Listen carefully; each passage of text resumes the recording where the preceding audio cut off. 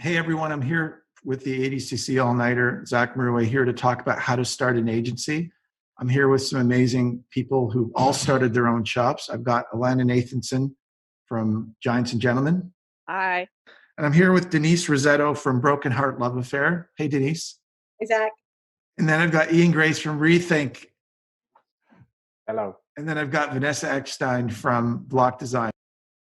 I started my agency, I guess, 12 years ago. I quit taxi back in 2007, which was 13 years ago in August. And I know as an agency founder, the hardest part is that decision to start an agency. So really, I want to ask all of you, what was the defining moment that pushed you over the edge to start your shop? Well, it's interesting because I also quit taxi and started my own shop 8 years ago. And I think for me, it was a combination of things. Natalie and I were creative partners. We're both entrepreneurial. It was something we had both always wanted to do. The timing felt right in our careers and in the landscape. But I think the thing that pushed us over the edge was when Taxi got bought. And we felt that there was a lack of independence out there, and it felt like it was the right time for us to come out with something new. I had no desire ever in my life to be an entrepreneur. It never even entered my mind. But I started talking with Jay Cheney and Carlos back in September, and the more they talked, they reminded me of what I did love about the industry and what I loved about the parts of my job that I did love. And every time I met with them, the energy of what they wanted to do was just really inspiring to me. And I kind of do things more on, I don't know if I thought about it a lot. I more felt that it was right.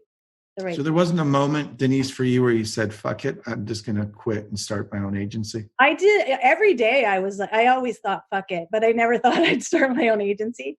Actually, the year before, I was really questioning even being in the industry anymore. Just in general, I was getting a little bit burnt out, but I got re-inspired by some of my clients. So there wasn't a fuck it, I'm getting out. It was more inspiration from the team that was asking me to join, I guess. So for me, it was different. I knew all my life that I was going to go for this. Like this, I function with freedom and freedom for spirit and creative freedom. And I knew I had to do my thing. And, it was a different time, 1998. I mean, Ian can relate. It was a very different time to start a company. So my moment was that I kept on moving cities. I moved from LA to New York and then LA again. And then when I moved to Toronto, I was starting again. And I thought, you know what? If I'm going to do this, I'm going to do it mine. And I knew nobody. So actually mine is just throwing yourself off a cliff. Actually, that was mine. Mine is like, okay, you know what? Now we're starting this and let's see what happens. I don't know anybody in the city, not one person. I like the analogy. I felt like that. I felt like I was jumping off a cliff. Somebody gave me a card when I quit taxi. It said, leap and the net will appear. I had no idea what that meant. I sort of understood it once I started, because you leap and the net starts to appear. And I think a lot of times people talk about starting an agency, but never actually doing it. And again, all of us on this call, all started a shop. I remember when you guys started Rethink, you and I were on a judging panel. I believe it was for the marketing awards in '99. Yeah. And I believe I had just started at Taxi and I'd heard about you guys starting. So do you want to talk about what the motivation was for you? Yeah, I think, the big picture motivation for us was also Frank Palmer selling his agency to DDB. So we were working there for a year before we started. Someone gave me a book called Open Minds by Andy Law, which was the story of St. Luke's. So in England, in London, they were part of the TBWA network, and or they were sort of part of the Chiat Day network. And when TBWA swallowed them, they wanted to stay independent. So that book was super inspiring to us. St. Luke's was a bit of a crazy model. It was like totally democratic. Everyone votes on everything, and it kind of collapsed. But we were really inspired by that. And we were frustrated because we were out in Vancouver. We kind of felt like we'd hit the ceiling in Vancouver. We'd won Agency of the Year a couple of times, and we were frustrated. So that's what motivated it.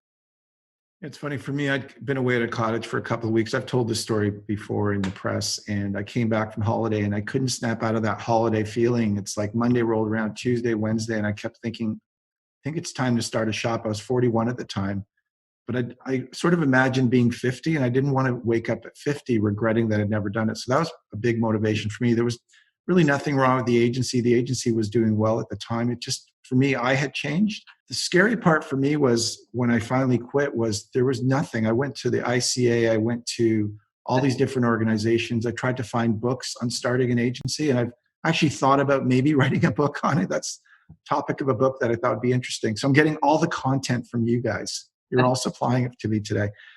But what did you do? So after you finally quit, so I started researching and going to the library, trying to find articles, talking to other The entrepreneurs. library. I was just laughing that you went to the library. Oh, I did. Did you get the microfiche out? And we're past the microfiche at that point, but I bought the book Entrepreneur for Dummies, and I did buy a book called Small Giants by Bo Burlingham. Oh, yeah. Which is about companies that choose greatness over bigness. And those were two inspirational. Well, that was a very inspirational book. I think a lot of times people talk about starting an agency, but never actually doing it. And again, all of us on this call, all started a shop. So Alanna, over to you. So you quit your job at Taxi. Yep. So what happens next? What did we do next? I think the big thing that Nat and I did was really just think about what we wanted to stand for as an agency, like what was going to make us different and stand out, but also what was going to be true to us and genuine. And ultimately, how could we make a place that we wanted to work at? So we spent a lot of time thinking about, our philosophy and our name, and we talked to a ton of people to get their advice. We talked to other, startups. We just were gathering a lot of information and having a lot of conversations. And the other thing we did was look for our third partner. We're both creatives, and we knew it would be important to have like a strategist business partner. So we spent a lot of time talking to people that we respected, that we thought would be good for the role. And that was an interesting process because, like you said, a lot of people talk about wanting to start something, but when the rubber hits the road, there's a lot of fear involved. And I think for us, a lot of people always say, well, weren't you afraid? And wasn't that crazy? And I mean, we were both the sole income earners in our families and everything, but for some reason, we were never afraid. It just felt right always. And like you said, you take the leap and things fall into place. Thanks, Alanna. That's awesome. Vanessa, love to hear from you. So back in 98, you quit your job. What do you do next? What's the process for someone thinking of starting their own design studio? I feel it's so dated. It almost feels irrelevant because it's actually the opposite. My job was in LA at the time, so I came to nothing. I'm the lonely warrior with a free spirit that said, we're doing this. Didn't know anybody to talk to. Honestly, I just went for it with soul. I knew like the name, I figured it out in an afternoon, the logo in like half an hour, same logo we have. So no comment, I don't look back and I don't look at it because if not, I'd throw it out in a minute, but I've owned it because I like the spirit of just that intuitive spirit of whatever that, as I was telling you, Zach, it stood for a revolutionary magazine. So my spirit was very much within that sort of shifting society 20 years ago when design wasn't within that space. Design was about serving corporations and companies then. So I started the company very idealistically, no internet, knowing. So I basically printed some cards and knocked on some doors and landed Caban as one of my first clients and the entire rebrand of Club Monaco and Caban. And it was actually not knowing anybody. So mine is absolutely the opposite. Everything I learned was, I came from a family of entrepreneurs, but everything I learned was just by doing, and pretty much by doing you become, Thanks, Vanessa. Denise, I mean, as the new kid on the block, the new agency, I've just read an article in the trades about all the business you guys are winning.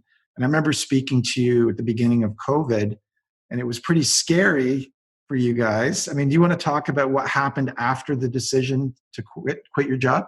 It was so surreal because a lot of what I'm feeling half the time, I'm like, is this COVID, or is this because I left my job, or is this because I started a new job? So my emotions are mixed up with COVID and a new business. But I remember speaking to you right at the beginning, Zach.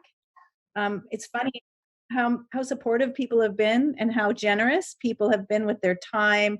And I left BBDO the Friday before everything shut down. I remember walking out with my box and trying to say bye to people, but everybody was gone. So, I mean, I feel a little bit like Alanna did, though, in that I still, even during COVID, didn't feel fear. Like, I thought we were kind of crazy at this point because it's a pandemic, but at the same time, I think we were all feeling fear about our health and things like that.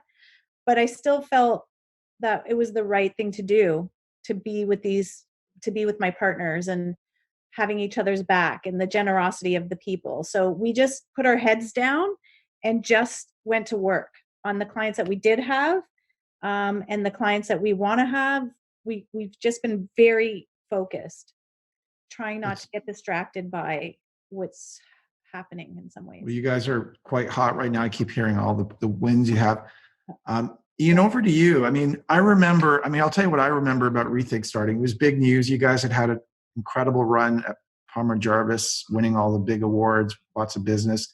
And it seemed like you guys just burst out of the gate with lots of new business. But after you quit, what was the process? Because everyone knows the accolades and all the stuff that happened after. But what did you specifically do once you quit your job to set up the agency?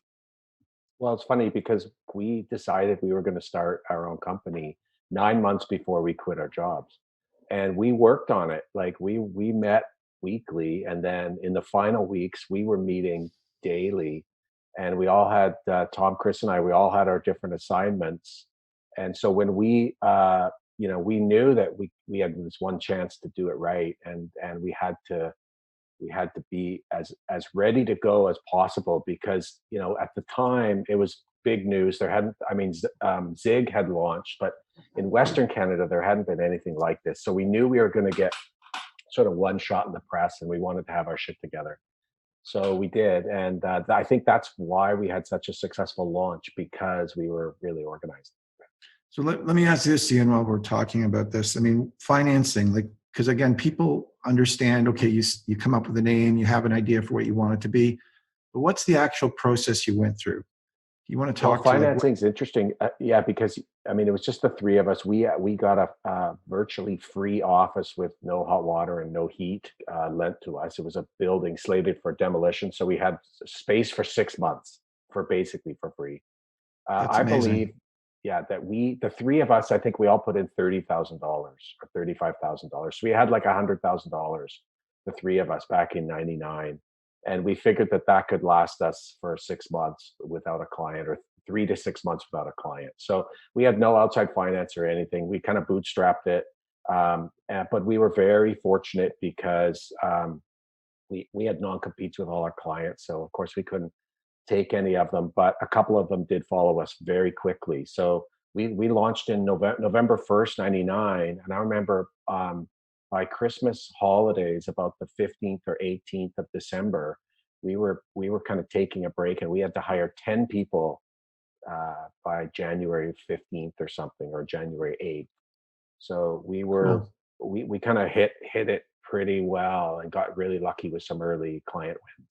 Thank you, Ian. And Vanessa, for you, what was the next step in terms of financing? Did you have to go to a lawyer, a bank? Can you go into the details? You know what? I think the difference is I come from Latin America. So in Latin America, things are pretty more chaotic and disorganized. Thus, you sort of go through things very organically. So I remember renting a space in now Adeline Spadina, which when I moved from New York, I looked at that space and I was like, there's no way this loft costs $600, when in New York it was like 4,000, half the size. So I think, funny enough, moving from New York also made me appreciate the opportunities that Toronto had. From space, from being able to do this, from in my case, visa. I didn't even have a visa to work, so I had to actually do all of this to be able to work in this country. Risk was actually, I think it's because I never felt it was a risk. That's the truth. The truth is I never felt it was a risk. We've always been a small company, and the moment we started to do one project, the project started to come incredibly fast. So I think that sort of energy of the beginning and bringing a studio that was actually doing things a little bit different than what was happening in Toronto at the time started to generate new work. And it's a philosophy still. Like, we're always in that idea of, we're small, we're almost the same size, 4 to 5 people. We keep it tight, we keep it passionate, we keep it without retainers, we keep it free. And that is what generates consistently challenging work for us. I choose this space every day of my life, and I want it free. Thanks, Vanessa. Alanna, I'd love to get your perspective on the same question. I think part of what allowed us to get going was a lot of naivete. I think that's helpful. If you overthink things too much, you just won't do anything. And we also wanted to start small. Like, we weren't like we need to be Zach. You know, we thought, we'll just start small. We'll have a couple clients. It'll be fine. And we just kept growing, and we grew faster than we were expecting to. So I think bite-sized amounts can help make things doable. Well, it's funny for me, when I started, the part that I thought would be super, super hard was new business. And when I quit my job, I didn't have a client at the time, but then when I launched, I was able to get my first project, and eventually Bell was my first client. But I remember how scary it was when I quit. I remember thinking my biggest fear was new business. Yeah. How do you guys find new business? It's funny that you said that, Zach, because that's exactly what we thought. We thought the hardest thing would be getting clients. It was so daunting and scary. What if no one wants to come to us, especially when you're new and unproven, even if you're proven as from your prior career. But that has not been the hardest thing. I think that the most challenging thing is finding great people, keeping great people, and ending things quickly when it's not a good fit. Like, those are probably the biggest challenges, more than getting clients. What about you, Denise? So far it's been pretty good. And I think it's, partly when you just launch, I think people call just to find out what's going on, or what are you guys about? And they just want to talk. But what I am enjoying is the types of clients that we're attracting. It's really interesting because I've been in networks for a really long time now. So a lot of times there was clients that were there that maybe didn't want to be there. And so what I'm finding really exciting is the clients calling, read something about us that they felt a kinship with. So automatically there's a little bit of chemistry right from the beginning, which I'm finding really fun and exciting. But we've had to learn how to pitch differently too. We're doing it, remotely. Were there ever moments over the last 3 months during the pandemic where you thought, man, I made a mistake, I shouldn't have done this? No, what's weird? I haven't thought that. That's good. I think it's time. I think the pandemic is interesting for everybody, and everybody's going to feel some struggle from the situation that they're particularly in, like how we have to pitch remotely, but I think networks are going through things too. And so I think we're all going to struggle in a different way, but this is the one I want to do. You can go back to the beginning. Ian, I'm going to ask you this question first. What would you do differently that you know now that you would change? Like, I know for me personally, I would have spent everything, because I mortgaged my house when I started as well, like you, Alanna. So I had enough to live for a year, but I would have spent every dollar on just finding the best talent, even if they were out of my budget. Whereas I think in the beginning, it was hard, and I was a bit more conservative about that. But I've learned that lesson over the years that, you know what, invest in the best talent and it'll pay dividends right away. And that's what I would do differently. Ian, what would be a different thing for you? Yeah, it's hard. I remember, just on back to new business a little bit. I remember when we started being on Vancouver. I don't know if it was just a Vancouver phenomenon, but we attracted so many like really questionable clients. Like, it's kind of like all the questionable businesses read the press and thought, oh, time to get a bargain on these guys. And so I think we maybe would have been choosier along the way. I think that over the years we've really figured out that if we want to win a piece of new business, we have to go all in and be committed to it. And I think there was way too much time and energy wasted on clients and projects that maybe weren't right for us, that we were chasing just because we felt we had to. So I would go back and have like a much crystal clearer vision on where we spend our energy.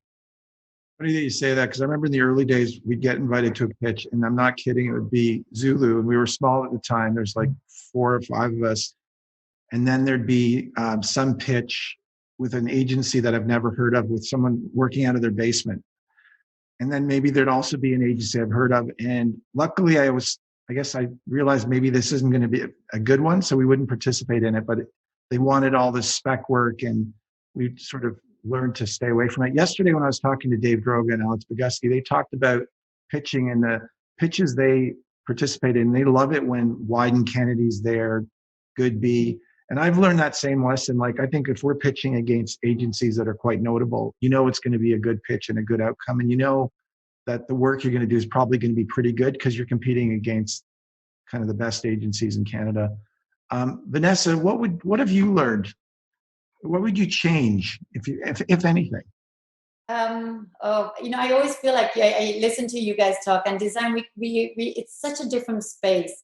For one, I would have bought the building that I was going to buy Yes. 5 years after. Actually, put the money. They wanted a little more, and we decided to go to Mexico, and I still kicking myself because we could have owned an entire building out of that studio with 3 people could afford it. And it's crazy to think that at that time, we were making that amount of money and we could actually afford a building. Now, you need 50,000 employees, I think. I don't know. Although now with COVID, I think you can afford a building again. We might go back. Actually, don't even say, because I'm considering now. I like my moments of great crisis to ponder, to think, and to renew. So I take these seriously. But that actually is one of the little things that I always think, wow, we should have, there was a lot of movement for me moving the studio back to Mexico. Again, you didn't have internet. The world was incredibly different. And sometimes I feel you had many more possibilities, although people consider not. And sometimes we had 10 times less. It was Ian, you can relate to this. It was a very different time.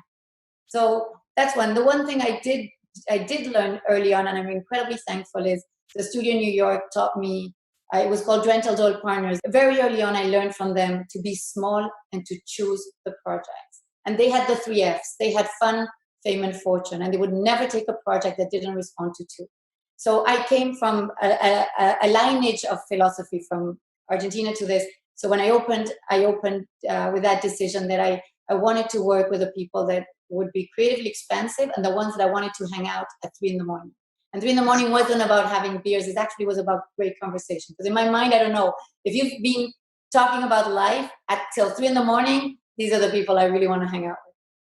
So we choose our clients, and we have chosen our clients for the last 20 years. And it attracts the same, it's incredible, but it starts attracting that type of work attracts that type of client.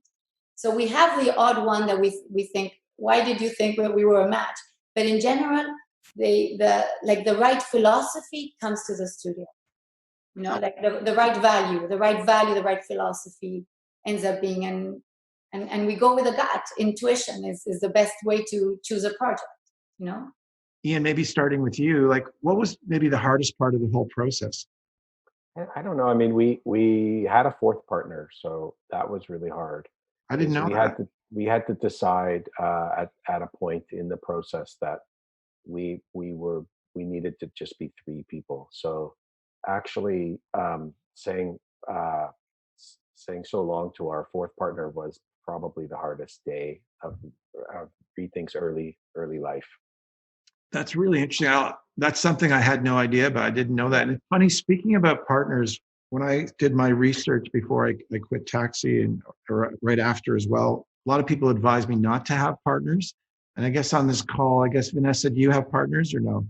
I don't. Maybe that was I had for a little bit coming back, but I maybe that was my hardest part, not having a partner when I started.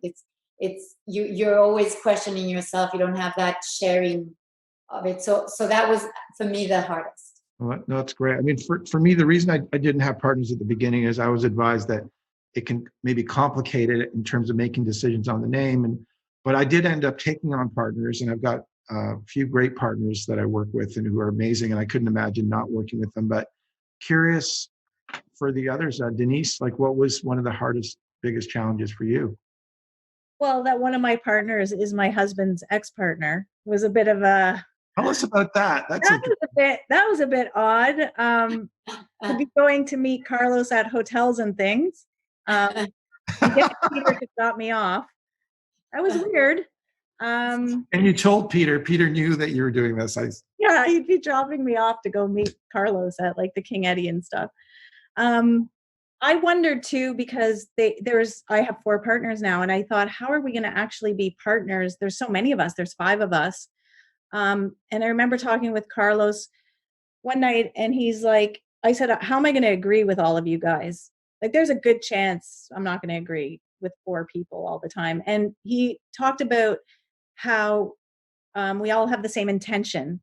And if you have the same intention, so we all know we're coming from the same place, because we talked about our philosophy and what we want to do with our lives and our careers.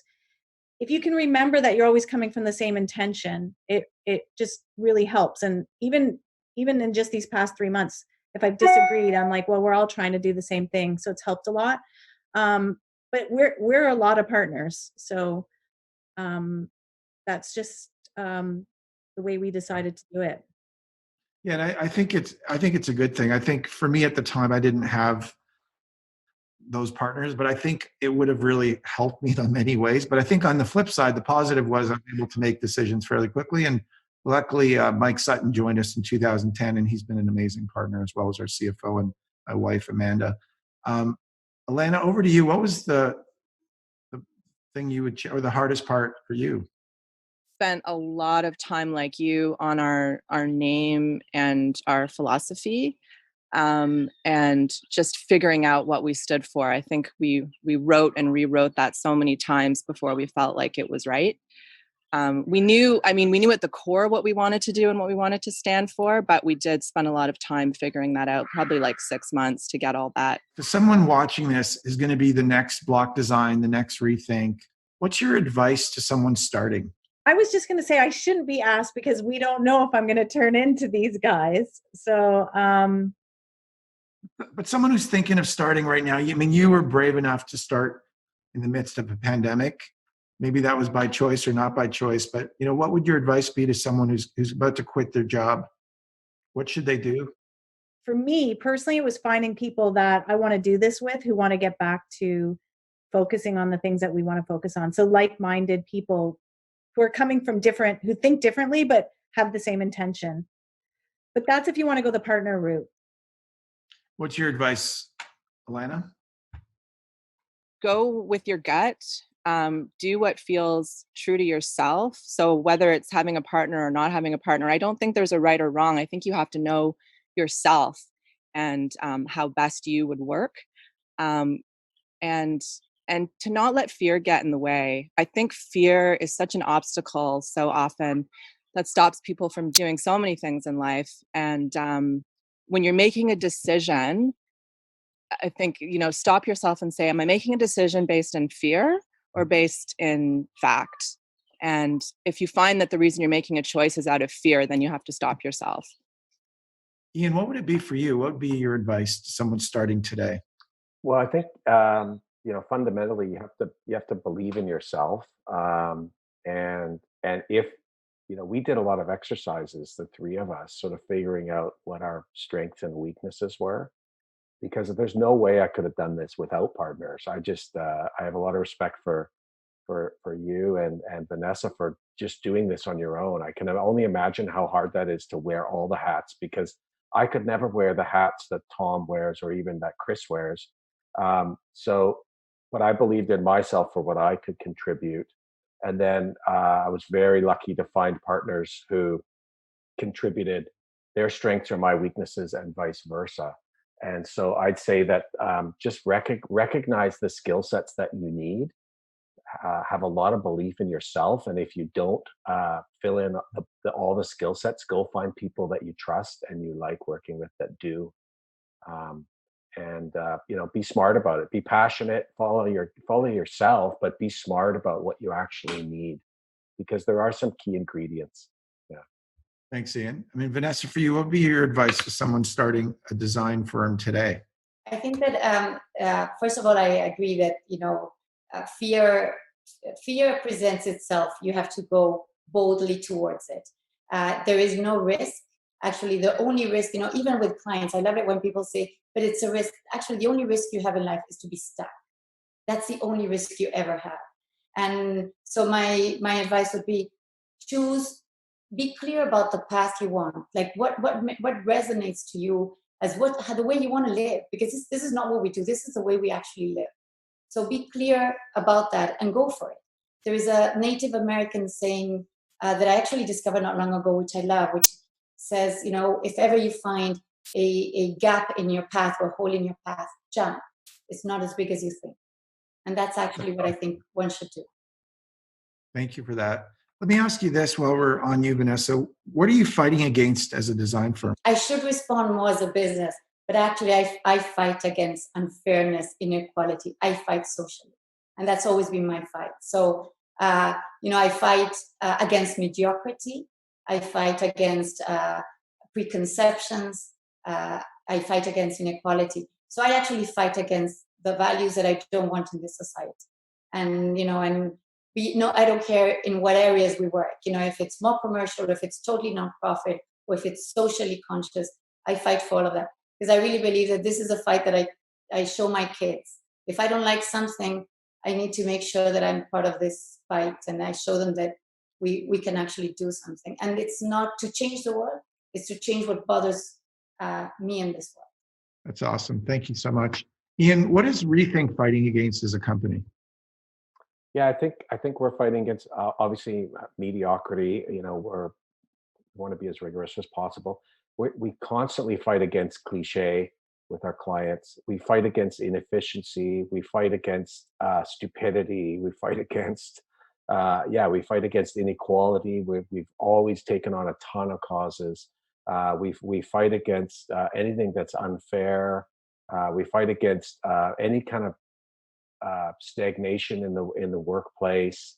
We're really all about letting people do the best work they can, creating an environment for people to do the best work of their careers. I mean, Denise, what are you guys fighting against with your company? I think the five of us were fighting against losing our love of what we did, and also people not being in love with brands the way we were. So, meaning when I got into the business because of a Nike ad, "If you let me play," and it made me love them as a brand. And I think it just really bothers me to see brands putting things out there that is a waste of my time or space, or just targeting me to buy things, but not creating anything that I could love about them or what they're doing. And I think we're fighting against that feeling of just filling space versus filling the brands that we love, that all of us on this panel love. We want to bring that back. And we want to fight against just putting stuff out there, just selling things because you can. Great. Yeah. Thank you. Alanna, what is Giants and Gentlemen? What are you fighting against as a company? I'd have to agree with all these guys. A lot of the similar issues that we have, and really to bring back work that is meaningful and memorable, and also I think what we're all fighting against is the value that we bring to clients and brands. And I think that that's been deteriorating. And so we're fighting to hold on to that and bring them back and remind clients and brands of what we can do for them, and what value we can bring to them, and to remember to think long term. And like Denise is saying, bring brand love back, because that is what is going to make them successful ultimately. Do you feel right now, is it a great time to be an independent agency in your mind, Alanna? Absolutely. I think if you're going to be an agency, you want to be an independent agency where you can, adapt quickly and make decisions that are the right decisions, and without anyone else to answer to. And what would your company have been called if you'd gone with your original name? So, for example, Zulu was originally going to be called Stories Inc. So it was stories, and it was all about digital storytelling. Storytelling in the digital age, and it was stories with a Z. And it really bothered me, that name, because I thought it didn't seem different enough. And I held out and eventually went with Zulu Alpha Kilo. What would Giants and Gentlemen been called? What was your number 2 name? I can't even talk about it. We had so many bad names. Let's hear it. I can't even honestly, I can't even remember what they were. We had this huge list. They were terrible. We had things like rocket science and really bad shit. Like, But I love that. Stories was not a good name. Denise, what were other names that you guys considered instead of Broken Heart Love Affair, which, by the way, is a great name? it is a great name. It's so different. There was no other name. Wow. How did the name come about? It was Jay, and I think it was Jay and Carlos, and they wanted to have a name that had a purpose, that the purpose was actually in the name, and they just didn't want to sound like anything else. And they wanted the duality of the broken heart and love affair, and they wanted to capture what we were going to do and what we wanted to bring back and how we felt. And they wanted, even if you hated it, we wanted people to have a feeling from it. So hate it or love it. It took me a while. I was the longest one to come around to the name. It's definitely catchy and definitely different. What would Blok Design have been It called? never Vanessa? had again, when you're alone, the only way you can survive your own decisions is not to procrastinate and move very fast. So it was inspired by a magazine, a political magazine on the time of the Russian Revolution. So it served, again, the meaning, which was to serve society. Graphic design serves society. But the beauty is that when we put it in a glass door and you close the door, because the K is upside down, it actually spells cold, which is the opposite of who we are as people. And clearly, I don't even function very well in cold. I function in this very hot weather. So maybe cold, maybe that's what would have been the second name. But as of now, it sticks to Blok. Got it. And Rethink, what would Rethink have been if you'd rethought it? We never actually had a number two. I mean, Staples, Grais, Shapansky, Tom's last name kind of killed any use of artists, but we never wanted to use our names anyways. We always wanted a creative platform as a name, and we were actually really scared. I was really scared of Rethink because I mean it was kind of our only name we took seriously.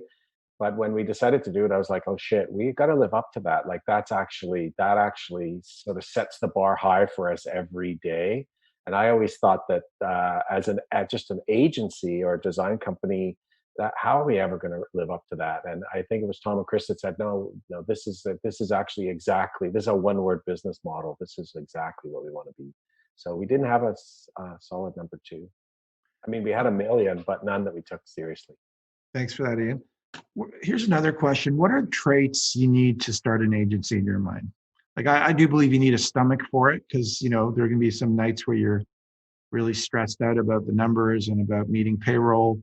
Just to open it up to all of you, what are the traits you think someone needs? Because someone might be sitting at home thinking, yeah, I want to start my agency. And I know people have talked about it for 10 years, never done it. What does it take to do it? I'll jump on that one. I think you need intuition. You need to believe that you need to believe in your intuition. We all have intuition, but you need to believe in it. You need to believe that your intuition is actually sometimes clearer than your mind. And that is actually something I think many times we get through experience, but the younger you're tuned to that, the better the decision making happens, both in design and in business. I actually think great business women and men work with intuition incredibly well.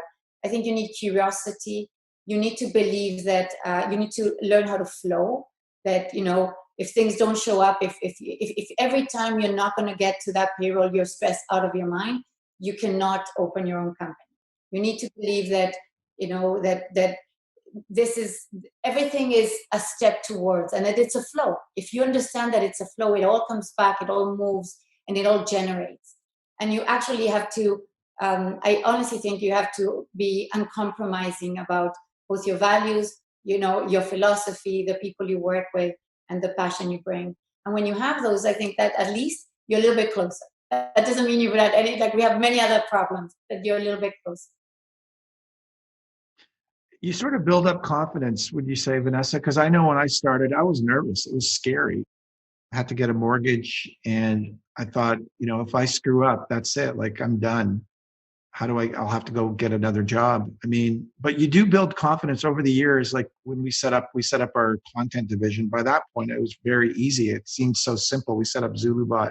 It's a separate company, and and we invested in it.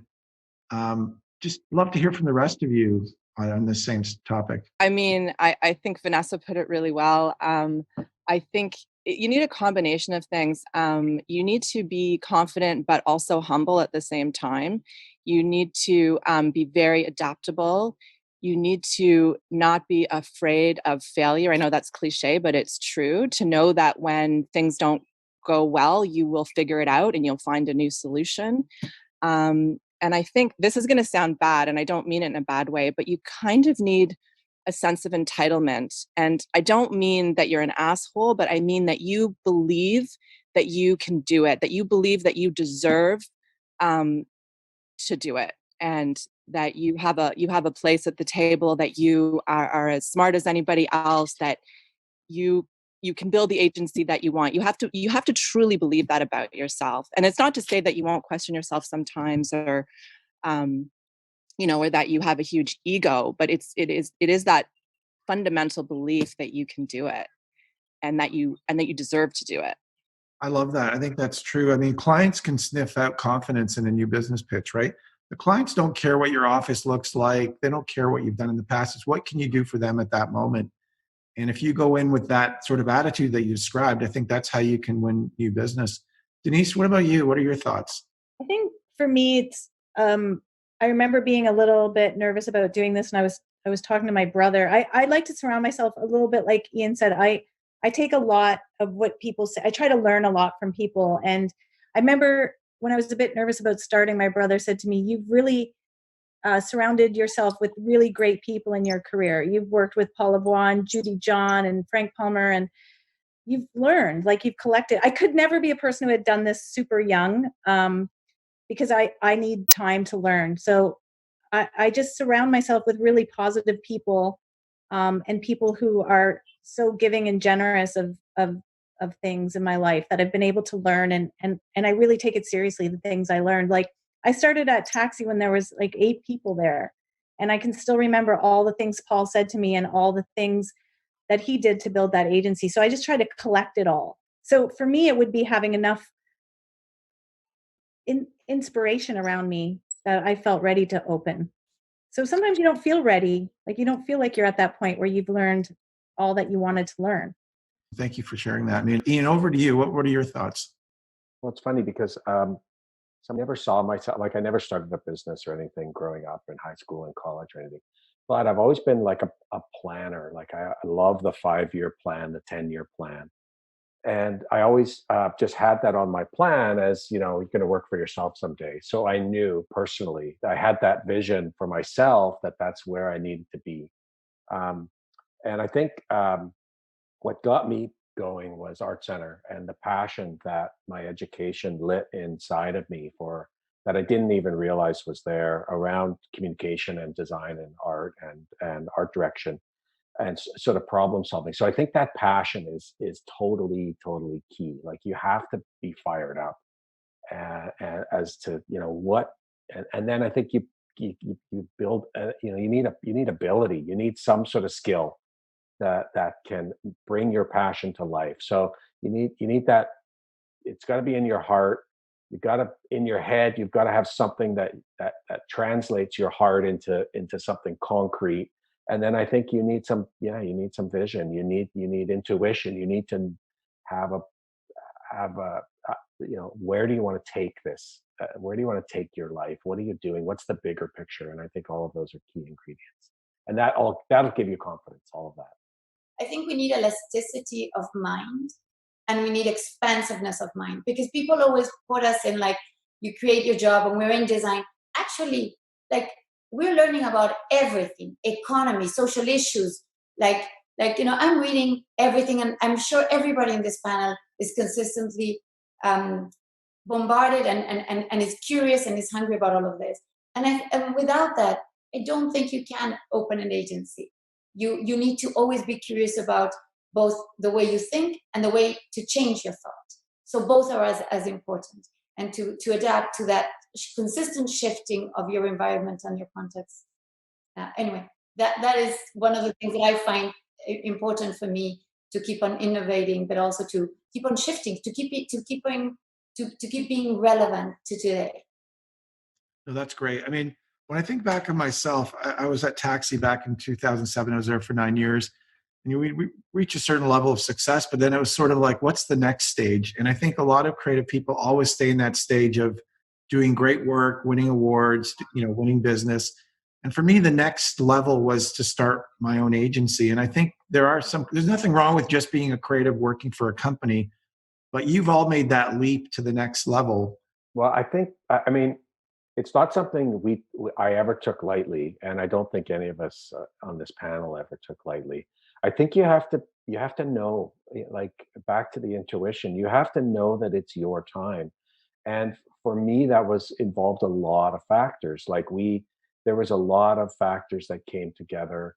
Um, just what we had accomplished, the business environment at the time, where we were at personally in our personal lives with our families, the fact that I had met the right people that I trusted and were complementary with my skill sets. So it was kind of like the universe is aligned. And I think that that's something that's really important, is to be in tune with when's the right time for you personally, because it's easy to get fired up. I see this with my kids now. They want to do certain things, and it's easy sometimes to get ahead of yourself and say, I'm ready for this. And I often say, okay, have you thought about this, this, and this? Don't worry, it's gonna happen. Be confident that it will happen, but make sure you have your ducks in a row. Make sure, that's my advice. Maybe just be, because the worst thing is to do it and to not do it properly, and then to not maybe reach the point. And it's funny because over the years I've seen a lot of friends and associates try things that haven't worked out, and for whatever reason they rushed into it, or they got involved with the wrong partner, or they just weren't clear about what they were doing. So I'd say that clarity and the waiting for all those elements to come together and knowing what those elements are is really key. Thanks, Ian. Just a question, you allude to something here about, what about failure? Wyden Kennedy has a whole thing. I think it's fail harder. I mean, honestly, when I think of my own career as a creative and then as an entrepreneur, I've made so many mistakes. I've had many, but I've got a problem, and I'm going to admit it right now. Okay. I actually never see failure as failure. So this is not admitting that failure teaches me. I admit it so much that I don't see it. I always find the learning. And that's, I think, maybe my upbringing, that every time what people would conceive as a failure, my father would say, we need to send them a bottle of champagne, which was very expensive at the time. So in my world, every time something hasn't happened, the learning is so strong. And it's more than what society says. It's a different understanding of, like, let's embrace failure. It's actually seeing this as, I tried it, it didn't work, I'll try again. And it's what's worked for me all my life. That if it isn't good enough, it's fine. Let's just do it again. Let's try it again. And if it's not good enough, let's try it again. And that's been my way of doing things. So I'm sure I have many. I just always think that maybe I didn't get to do it quite the way I wanted. Well, it's only been 3 months, so we're still open. So I don't think we've had a colossal failure just yet. I mean, I look back at my time at BBDO or time at DDB, and I'm always like, I could have done that better. I could have handled that situation better. A lot of times it's about the people and trying to inspire people. I'm always like, I wish I'd done better. So it's not that I focus on the failure. I just keep thinking I could have done better on that. Talk to us about a turning point in John and Gentleman's history. I do remember, I can't remember how many years ago it was now because my memory is terrible, but it was a few years ago where we got a call from a client, a big client, or big-ish for us, to be part of a pitch. And I remember it struck me that, wow, that was not us going and knocking on doors finally, because in the beginning it was for us anyway. It was us, calling all our contacts and meeting with people and trying to convince them to take a chance on this new agency. And how do we get on pitches? Why do other agencies get on pitches? Why aren't we getting on those? That kind of thing. And then suddenly we got this call, and it was like, oh my God, this is new. This is a turning point for us. And then that started happening more and more, where we were being asked to be part of pitches. And I don't know, that felt like a big turning point. We were on the phone with a client. We're trying to sell something that's out of their comfort zone. And you could tell they were struggling with it. And they stopped and said, you know what, you guys are the experts. And I hadn't heard that in a lot of years, that people that they thought. So it was a turning point for me already to say, you know what, they've chosen the 5 of us and want the 5 of us. And that felt really good. So it was a little bit of a turning point already. I want to give people a step by step. So for example, I've written down here sort of a 4 or 5 steps. So for me, it's deciding to do it is the first step. You decide to do it, and then you quit your job.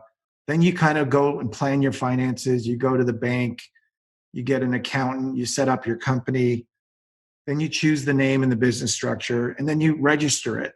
And then you find a location, or in this case, with the pandemic, maybe you don't need an office anymore. But what would be your sort of step-by-step process, Alanna, on starting an agency? Just your advice. Yeah, I think first it would be, understanding why you want to do it, and really feeling confident that you're ready, that it's your time. Um, I I think then it's deciding who you're going to do it with. If you do want partners, making sure that you have the right partners that can complement your skills and that have the same vision as you. And that would go along with really understanding what your vision is going to be. Um, I would say even before you quit your job, you should probably set up your finances to make sure that you have the ability to do it, and that money doesn't stop you from being able to go forward. Um, and oh,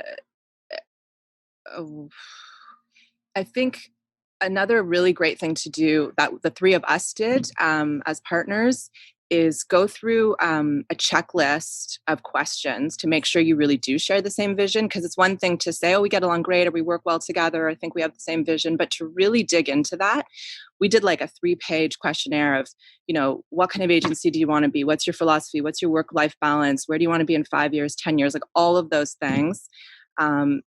So that we were really clear that we did have a shared vision, and that we would be able to get into this partnership together. So that was pretty key. Thank you. I mean, Vanessa, just give me your step-by-step 3 or 4 steps for someone thinking of starting a design firm. To be honest, I think they're very similar. Like, I think it's about understanding that this is the right path for you, understanding what philosophy and what makes you unique, or at least what makes you feel that is fundamentally unique in you, and using that as a stepping stone to building your company. But I also think it's about connecting to the type of work you really want to do, and that means many times going after the projects that you want to do. I think that the linearity of it is practical. I always like to think very expansively. So for me, it's like, where do you want to go, and be very clear that if you want to go, it actually takes work. It is not, none of us from the first day, we're positioned here not because we did it right the first day, but because we've been fighting for it for the last 20 years. And that is, I think, that it's the relentless spirit. Don't give up. Never give up. Keep on pushing. Every single job is the best job that you did for that job, at least. And for me, that's what you need to start your agency. If you believe you can do that, then just go and fly. Awesome. Thank you. Ian, what would be your step-by-step, just quickly? Well, I think your steps were excellent. I think Alanna's, I totally agree with a lot of those. I mean, Vanessa, the passion is so important.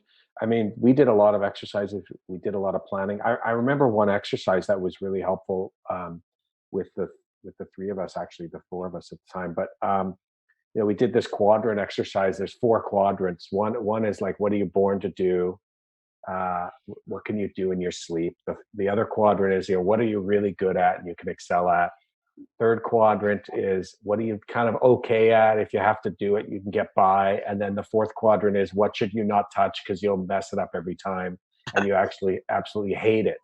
And as partners, we filled in all of those in the context of our jobs, and it was super interesting because we each had we each had different top quadrants and different bottom quadrants. So that was really a great exercise in telling us that our skill sets were complementary.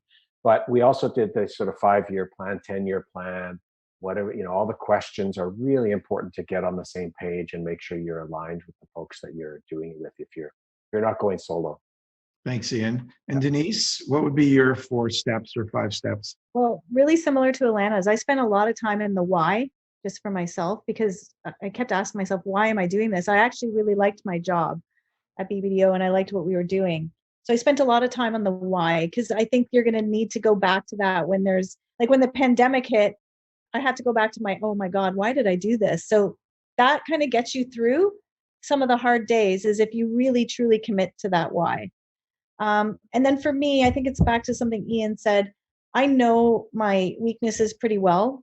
And so I think I do. And I know the type of people that I need around me. So I really needed strong, in Bev, a really strong business partner because I won't pay attention to that as much as I should at times. So it's surrounding myself for me personally. Zach, I really respect that you had the courage to do it on your own. I needed some people around me because I wouldn't be able to do all those things.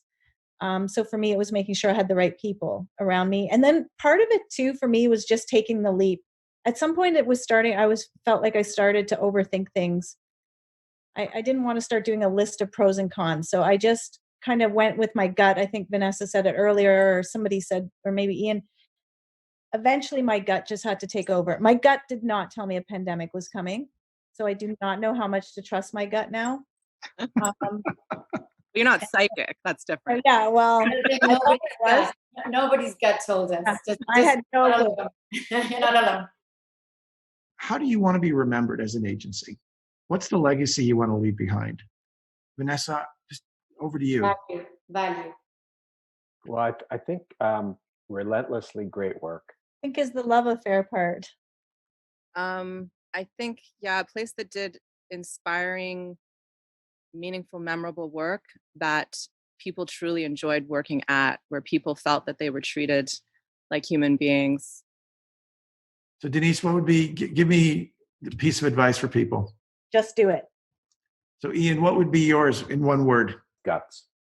Be bold. Fearless. This has been great, by the way. We have so much great content.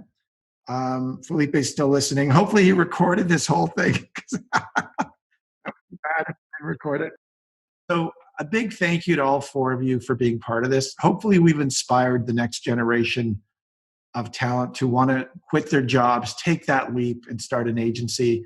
And hopefully along the way, people have tuned in. And if you are watching right now, please help save the ADCCs and donate to the ADCCs. Please save the ADCCs. I had a really long conversation with Carlos when we first started about all the beautiful work that's been archived by ADCC and how we don't want to lose that.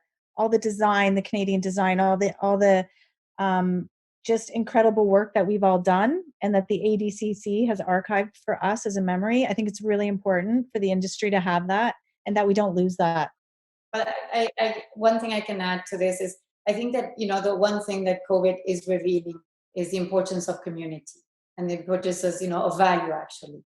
So it's something, we've always taken for granted that we have the ADCC here in Toronto. And, when you've lived in other cities and you lived in other countries, you realize that there is not that many organizations that bring us all together, both advertising and design. And so it's something the reason we're here is not because we want to be on a panel sharing our ideas. It's actually because we want to support this moment and this community. And if something I would say, sometimes it doesn't take much to be part, and you have to be part when it's needed the most. And I think it's needed the most right now. So this has been a fantastic discussion. Again, I want to thank all 4 of you for being part of this. I think hopefully we inspire someone to go off and start their own design firm or ad agency. All right, guys. Well, thank you so much for being part of this. Have a great day. That was so generous of your time, and thanks for including me, Zach. And nice to meet you. Thanks for including me too. Very nice to meet you guys. Thank you. Yes, you too. Nice to meet you.